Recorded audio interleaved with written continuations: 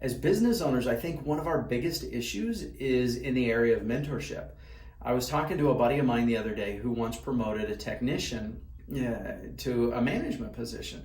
This technician worked 3 times harder than anybody else on the crew, but once he got into the management position, he kind of suffered. So I reached out to a group of business owners that I'm a part of on Facebook, and I asked them that question, like, what do you guys do to prepare your hard chargers for that next level of leadership?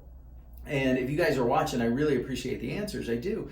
But a lot of what I got back was, centered around pay or incentives or identifying those with natural leadership ability and moving them into those leadership roles. But very little of it actually focused on what we do as business owners to actually prepare them for those roles.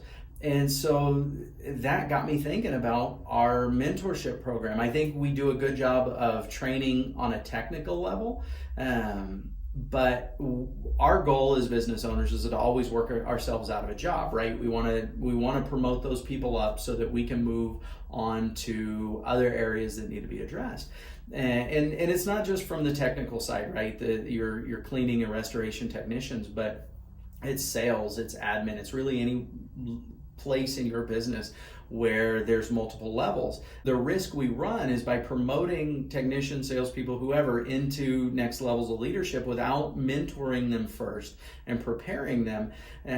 We burn them out, because what happens is they feel like they're not doing the job, or we feel like they're not doing the job that we thought that they would do, and so they get frustrated and either leave, or worse yet, we fire them.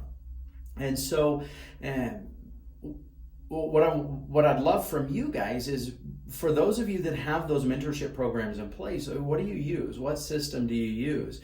Comment below or send us a message. But for everybody else, really consider putting together a mentorship program, because I think, especially in this employment environment that we're in right now, I think that we're causing ourselves a lot more headache and time and effort by not having a mentorship program than by having one.